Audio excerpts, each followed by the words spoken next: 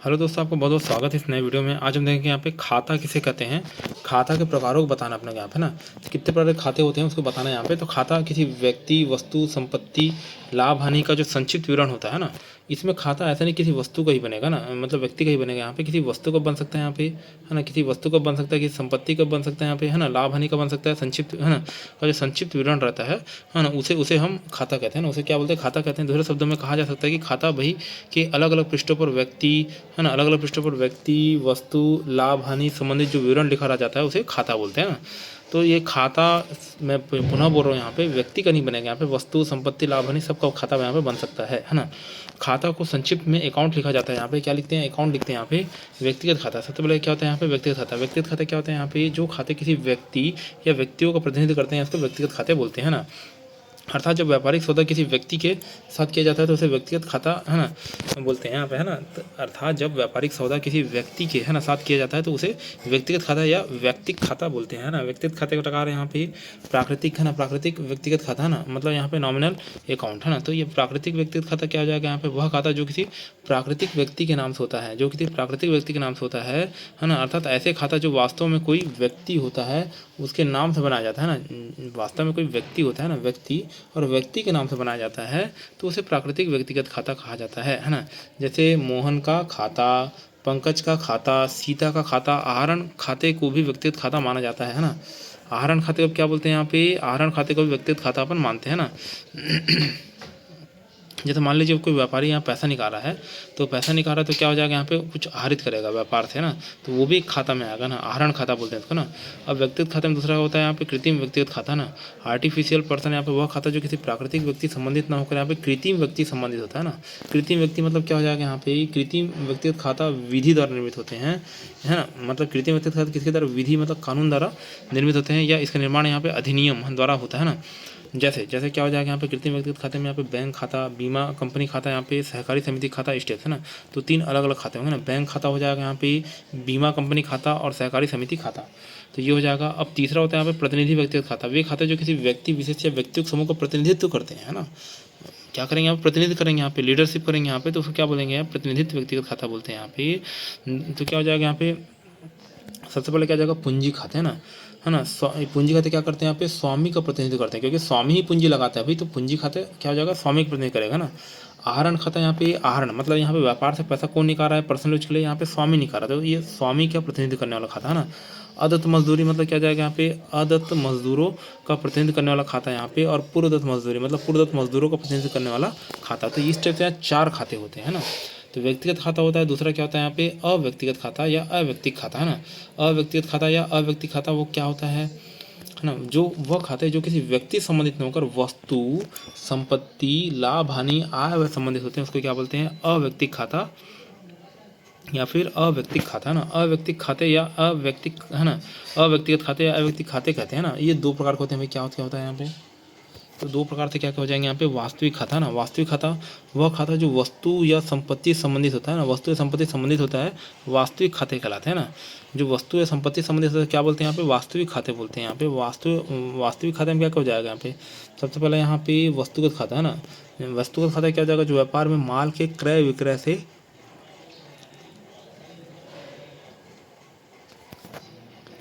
जो, है ना, वस्तुगत खाता क्या होता है, ये व्यापार में माल के क्रय विक्रय संबंधित होता है ना।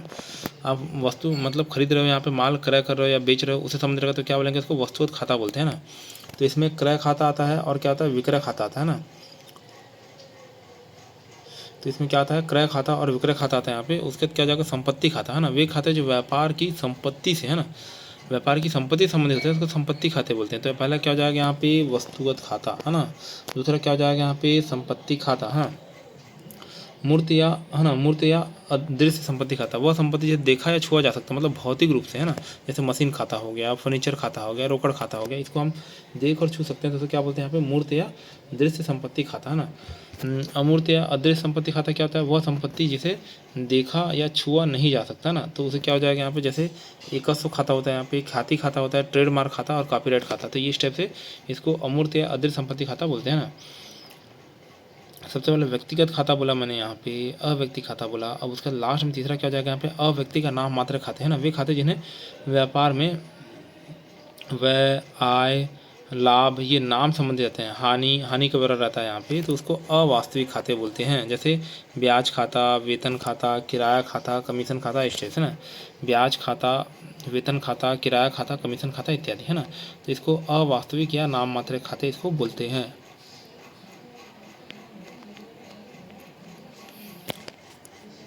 तो व्यक्तिगत खाता, व्यक्तिगत खाता मतलब कोई व्यक्ति यहाँ पे, तो पाने वाला व्यक्ति क्या खाएगा यहाँ पे, माल पाएगा। जैसे आपने कुछ आर ओ खरीदा यहाँ पे, तो आर ओ खरीदा तो आपको क्या मिला, यहाँ पे माल मिला, तो ये क्या हो जाएगा यहाँ पे आपका अकाउंट से क्या होगा, पैसा निकलेगा है ना, क्योंकि आपने माल पाया यहाँ पे, तो माल पाया तो पैसा डेबिट होगा है ना। समाकलन जमा खाता क्या हो जाएगा यहाँ पे, देने वाला। जो आर ओ किसने बेचा आपने, यहाँ पे अमेजॉन ने बेचा, तो क्या हो जाएगा यहाँ पे, देने वाला व्यक्ति कौन है, अमेजॉन है यहाँ पे ना।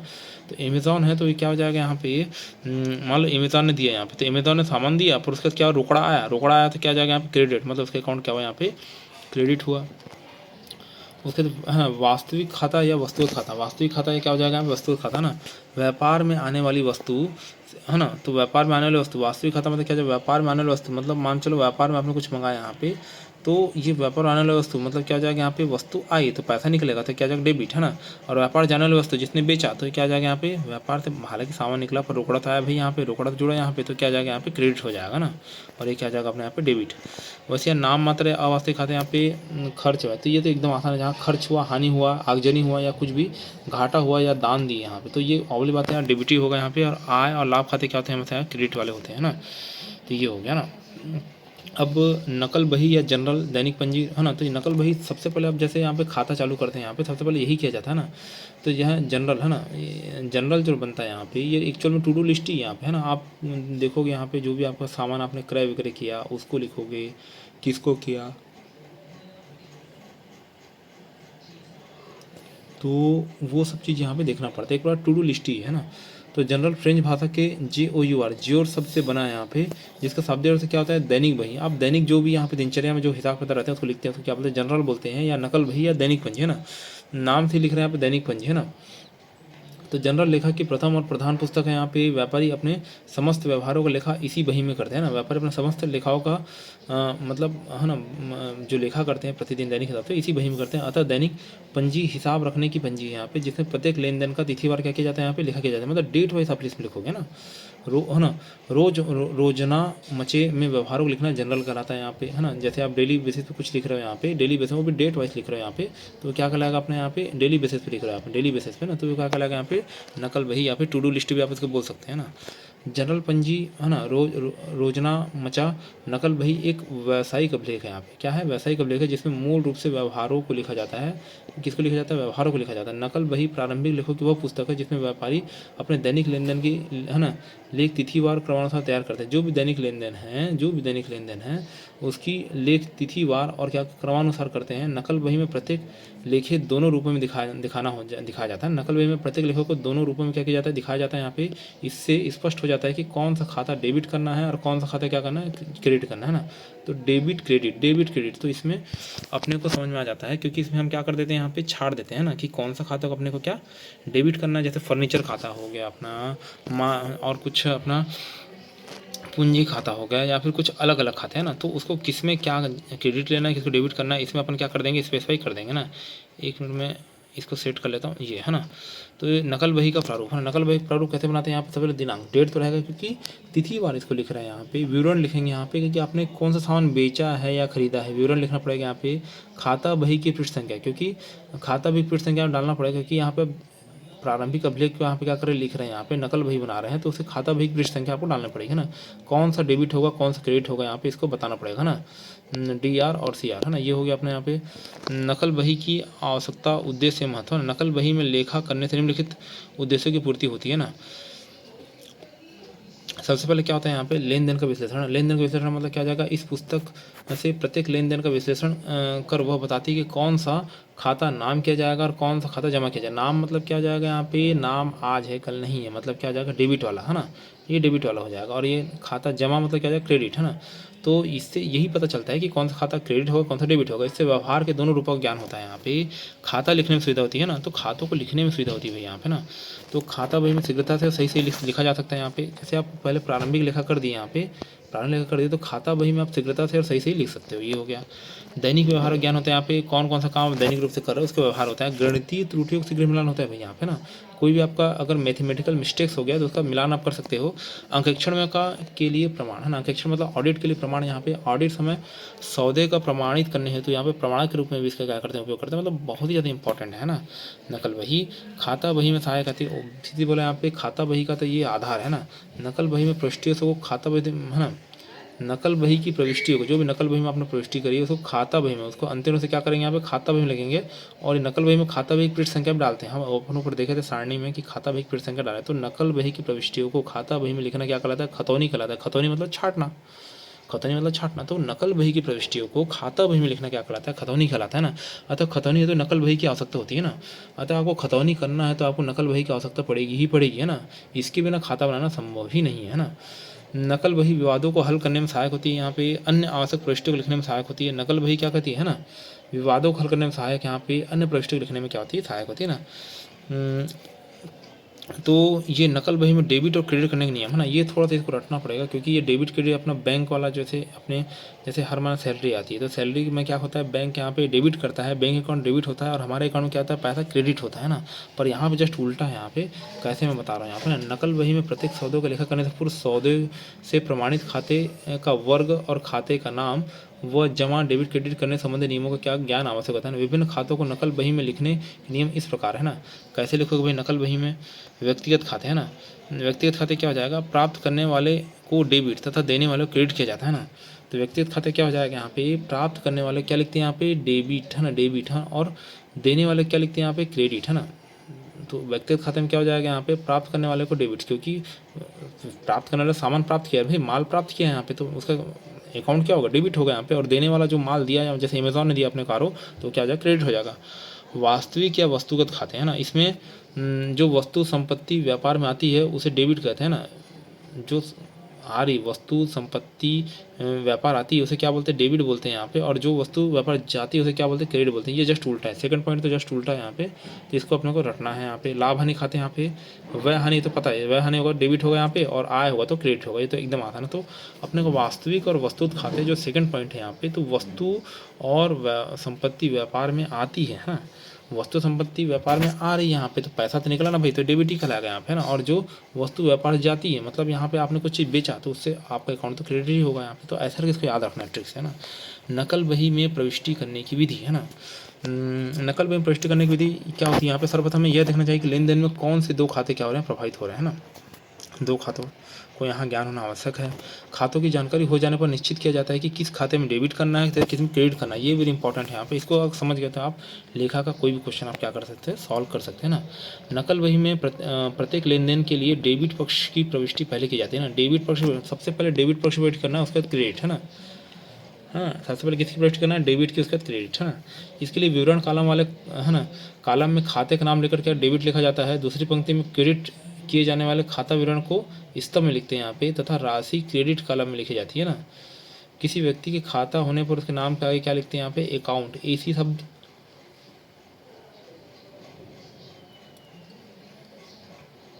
क्या बोला मैंने यहाँ पे, किसी व्यक्ति के खाता होने पर उसके नाम के आगे अकाउंट्स खाता शब्द नहीं लिखा जाता है ना। ठीक है, यहाँ पे ये समझ आ गया। यहाँ पे विवरण स्तंभ, है ना, विवरण स्तंभ में नाम व जमा खाते की प्रविष्टि के पश्चात तीसरी पंक्ति में संक्षिप्त विवरण और व्याख्या लिखते हैं ना। तो नाम लिखेंगे यहाँ पे, जमा के खाते की प्रविष्टि वहाँ पे करेंगे यहाँ पे, उसके बाद फिर यहाँ पे संक्षिप्त व्याख्या और क्या लिखेंगे यहाँ पे, ब्यौरा लिखा जाएगा। संक्षिप्त व्याख्या और ब्यौरा लिखा जाएगा। अंत में दैनिक पंजी के डेबिट व क्रेडिट कॉलम का योग लगा दिया जाता है जो बराबर आता है ना। तो डेबिट और क्रेडिट, है ना, तो डेबिट में पहले एंट्री करते हैं क्रेडिट, और लास्ट में दोनों क्या आना चाहिए, बराबर आना चाहिए। नकल बही में किए जाने वाले विशेष लिखे कौन कौन से हैं, तो दान में दिया गया माल, यहाँ पे व्यापारी रकम के अतिरिक्त दान में माल भी देता है। यहाँ पे जब कभी ऐसा व्यवहार में आता है कि उसका माल का मूल्य क्रय मूल्य के अनुसार रखा जाता है ना, अतः ऐसे प्रकार के दानदाता डेबिट करते हैं ना, डेबिट करते हैं क्योंकि यह हानि है। और क्रय खाता क्या होता है यहाँ पे, क्रेडिट होता है ना। क्रय खाता क्या होता है यहाँ पे, क्रेडिट होता है यहाँ पे, है ना। अतः ऐसे प्रकरण में दानदाता डेबिट करते हैं क्योंकि यह हानि है, और क्रय खाता क्या होता है, क्रेडिट होता है यहाँ पे ना। आहरण या निजी व्यय है ना, जब कभी व्यापारी निजी व्यय के लिए रकम की आवश्यकता होती है ना, जब किसी व्यापारी को निजी व्यय के लिए रकम की आवश्यकता होती है तो वो क्या करेगा, आहरण करेगा भाई, यहाँ पे व्यापार से पैसा निकाल लेगा और निजी खर्च के लिए क्या कर लेगा, यहाँ पे यूज कर लेगा। तो इसको क्या बोलते हैं, आहरण खाता बोलते हैं इसी को ना।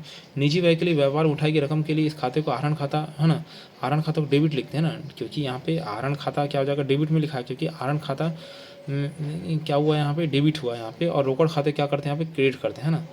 कभी कभी व्यापारी उन वस्तुओं को भी आवश्यकता पड़ती है जिनमें वह व्यापार करता है ना। थोड़ा सा ये जम तो नहीं रहा है यहाँ पे। आहरण खाता क्या हो जाएगा यहाँ पे, डेबिट, और रोकड़ खाता क्या हो जाएगा यहाँ पे, क्रेडिट। क्यों? क्योंकि यहाँ पे आहरण खाता में क्या कर रहे हैं, यहाँ पे आहरण खाते से हम पैसा ले रहे हैं, है ना, और रोकड़ खाते में क्या कर रहे हैं, क्रेडिट कर रहे हैं अपने, है ना। कभी कभी व्यापारी उन वस्तुओं को भी आवश्यकता पड़ जाती है जिनमें व्यापार करता है, और हाँ, अतः अपनी आवश्यकताओं के लिए वह ऐसी वस्तुएं भी व्यापार में ले लेता है, और वस्तुओं को भी आहरण माना जाता है। जैसे मान चलिए, हाँ, आपका किराना दुकान है, आपने वहाँ से टूथपेस्ट उठा लिया, है ना, टूथपेस्ट उठा लिया तो टूथपेस्ट भी क्या आ जाएगा, आहरण खाता में ही आएगा ना। तो आहरण खाता में से डेबिट होगा यहाँ पे, और क्रय खाता क्या हो जाएगा, इसमें यहाँ पे क्रेडिट हो जाएगा ना। ये हो गया यहाँ पे निःशुल्क नमूने के रूप में माल का वितरण है। कभी कभी क्या होता है यहाँ पे, जैसे है ना, कुछ सन फार्मा कंपनी क्या बनाती है, दवाई बनाती है, तो क्या करती है यहाँ पे, नमूने के रूप में डॉक्टरों को क्या कर देती है, निःशुल्क दे देती है कि आप इस दवाई क्या करो, यहाँ पे प्रचलन में लाइए, है ना। तो यहाँ पे निःशुल्क नमूना खाता क्या हो जाएगा, डेबिट हो जाएगा यहाँ पे, और क्रय खाता क्या हो जाएगा, यहाँ पे क्रेडिट हो जाएगा ना। ये हो गया यहाँ पे चोरी किए गए माल या नष्ट हुआ माल, है ना। ऐसे प्रकरणों में चोरी से हानि खाता, है ना, हानि खाता या अग्नि से हानि खाता डेबिट किया जाता है ना। और क्रय खाता क्या किया जाता है, यहाँ पे क्रय खाता में से क्या हो रहा है, क्रेडिट ही हो रहा है ना। ऋण देना, यहाँ पे ऋण देना, कभी कभी व्यापारी किसी अन्य व्यापारी को रुपये उधार देता है यहाँ पे। ऐसी दशा में वह उस व्यापारी के नाम से ऋण खाता खोलता है ना, ऋण खाता खुलेगा यहाँ पे। यहाँ कौन सा खाता खुलेगा, ऋण खाता खुलेगा। अतः ऐसे प्रकरण में संबंधित व्यापारी खाता डेबिट हो जाएगा ना, संबंधित, तथा रोकड़ खाता क्या हो जाएगा, क्रेडिट हो जाएगा ना। तो यदि व्यापारी बाहरी व्यक्तियों से अथवा संस्था से ऋण लेता है तो ऐसे प्रकरण में रोकड़ खाता डेबिट होगा यहाँ पे, है ना, क्योंकि बाहर से पैसा ले रहा है वो, है ना। रोकड़ खाता क्या हो जाएगा, यहाँ पे डेबिट हो जाएगा, और संबंधित व्यक्ति या संस्था खाता क्या हो जाएगा, क्रेडिट हो जाएगा, है ना। क्यों? क्योंकि उसको इससे फ़ायदा हो रहा है, वो लोन दिया है सामने वाला, है ना, सामने वाला कंपनी ने लोन दिया है व्यापारी को, तो व्यापारी क्या हो रहा है यहाँ पे, व्यापारी का लॉस एक प्रकार से हो ही रहा है। क्यों हो रहा है यहाँ पे, क्यों हो रहा है, उसका रोकड़ खाता डेबिट क्यों हो रहा है, क्योंकि उसको ब्याज तो देना पड़ेगा भाई, फ्री में कौन पैसा देगा, है ना, तो ब्याज तो देना पड़ेगा उसको। तो ये स्टेप्स हो गया यहाँ पे। और संबंधित संस्था और व्यक्ति खाते का क्रेडिट क्यों होगा यहाँ पे, हालांकि उसकी जेब से पैसा निकला है पर उस समय तो वापस आएगा, तो वो क्या हो जाएगा, क्रेडिट हो जाएगा ना।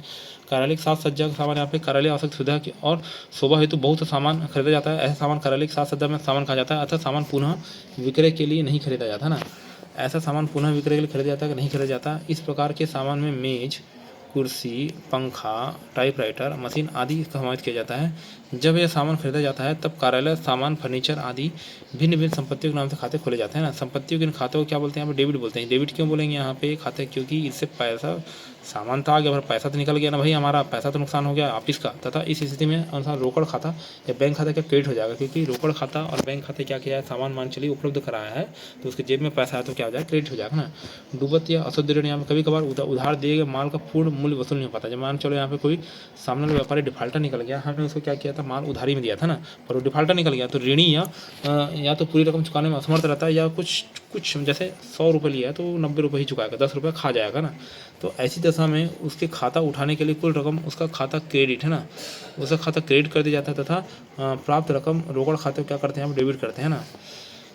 अप्राप्त रकम को अशुद्ध ऋण या खाता या डेबिट खाता लिखा जाता है ना। विविध व्यय क्या हो जाएगा यहाँ पे, व्यापार में बड़े खर्चों के लिए, है ना, तो अलग से खाते खोले जाते हैं ना। बड़े खर्चों के लिए क्या अलग से खाते खोले जाते हैं यहाँ पे, किंतु क्या बोले यहाँ पे, छोटे छोटे, है ना, खर्चों के लिए अलग से खाते खोलना संभव नहीं है, इसके लिए खाता खोल दिया जाता है, जिसे विविध व्यय खाता बोलते हैं। समझ छोटे छोटे खर्चों को इसमें डेबिट किया जाता है, यहाँ पे समझ छोटे छोटे खर्चों को इसमें डेबिट किया जाता है, और रोकड़ खाता क्या किया जाता है, क्रेडिट किया जाता है ना। तो समस्त छोटे छोटे खर्चों को, है ना, समझ छोटे छोटे खर्चों के इसमें क्या करते हैं, डेबिट करते हैं। समझ छोटे छोटे खर्चों इसमें क्या करते हैं, डेबिट करते हैं, और रोकड़ खाता क्या करते हैं, यहाँ पे क्रेडिट करते हैं ना। रोकड़ खाता क्या करते हैं, यहाँ पे समझ छोटे छोटे खर्चों के इसमें क्या करते हैं, डेबिट करते हैं, और है ना, और रोकड़ खाता क्या करते हैं, यहाँ पे क्रेडिट करते हैं। क्यों? क्योंकि यहाँ पे विविध व्यय, आप छोटे छोटे खर्चे कर रहे हो तो आपसे पैसा जाएगा भाई, यहाँ पे पैसा जाएगा। आप छोटे छोटे खर्चे करके सामान मंगवा रहे हो तो जेब से पैसा निकल गया, तो इसे डेबिट कहलाएगा यहाँ पे। और रोकड़ खाता क्या कहलाएगा, आप क्रेडिट, क्योंकि उससे रोकड़ खाते से आपने सामान लिया है यहाँ पे, तो उसके रोकड़ खाते में पैसा एडअप हो गया ना भाई, सामने वाले के खाते में तो एडअप हो गया ना पैसा, तो क्रेडिट कहलाएगा ना।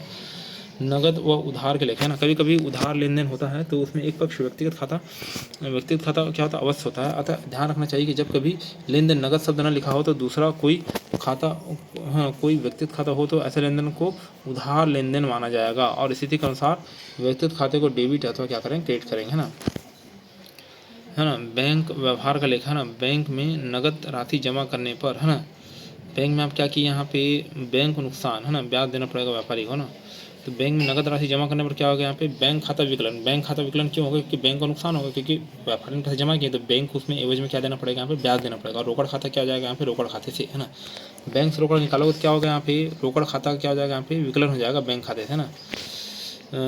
रोकड़ खाता विकलन क्यों होगा, रोकड़ खाता कम क्यों हो जाएगा, क्योंकि यहाँ पे आपको जो ब्याज मिल रहा था वो कम मिलेगा, तो ये क्या हो जाएगा, विकलन हो जाएगा, कमी हो जाएगी इसमें, या नाम हो जाएगा ना, या डेबिट हो जाएगा ना। निजी वस्तु, निजी व्यय हेतु, है ना, निजी व्यय हेतु बैंक से रुपये निकालने पर, है ना, निजी व्यय तो आप अपने पर्सनल काम है यहाँ पे और बैंक से पैसा निकाल रहे हो तो आहरण खाता क्या हो जाएगा, यहाँ पे विकलन हो जाएगा, क्योंकि आप पैसा निकाल रहे हो निजी काम के लिए, तो आहरण खाता क्या हो जाएगा, विकलन हो जाएगा। आहरण खाते में कमी हो जाएगी यहाँ पे बैंक खाते से, है ना। तो आप जब भी यहाँ पे, है ना, अपने छोटे मोटे काम के लिए यहाँ पे जब अपने उससे पैसा निकालोगे, है ना, अपने वो व्यापारिक अकाउंट से पैसा निकालोगे तो वो आहरण खाता कराएगा ना, क्योंकि उसमें पैसा जमा हो रहा था, ये विकलन हो जाएगा बैंक खाते से, है ना।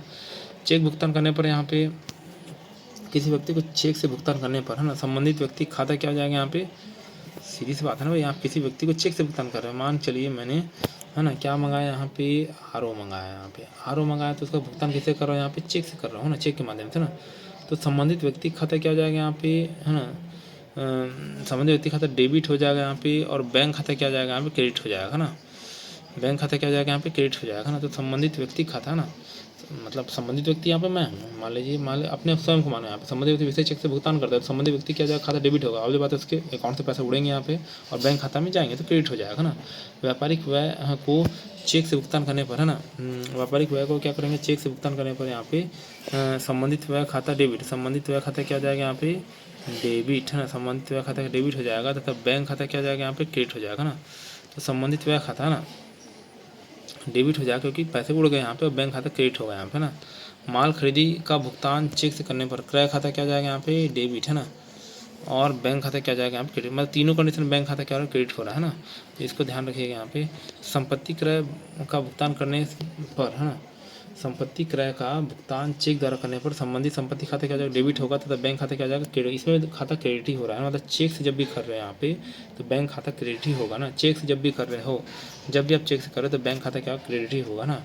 किसी ग्राहक से चेक द्वारा भुगतान, है ना, क्या करने पर यहाँ पे किसी ग्राहक से, है ना, किसी ग्राहक से चेक द्वारा भुगतान प्राप्त करने पर, है ना, तो यहाँ पे अब ग्राहक खाता क्रेडिट होगा यहाँ पे, है ना।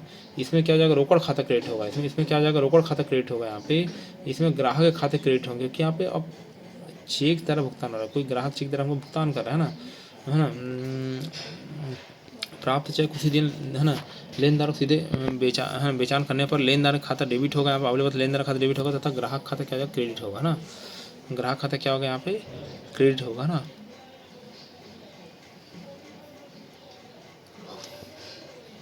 तो यहाँ पे क्या हो रहा है, ग्राहक खाता क्या हो रहा है, क्रेडिट हो रहा है ना, या रोकड़ खाता क्रेडिट हो रहा है ना।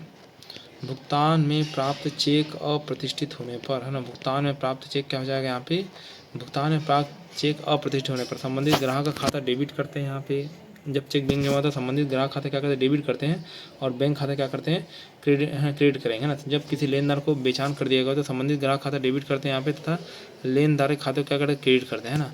यदि चेक व्यापारी के पास ही है ना, यदि चेक व्यापारी के पास संबंधित खाता, है ना, संबंधित ग्राहक खाता डेबिट करते हैं तथा रोकड़ खाता क्या करते हैं, यहाँ पे क्रेडिट करते हैं, तथा रोकड़ खाता क्या करते हैं, क्रेडिट करते हैं ना।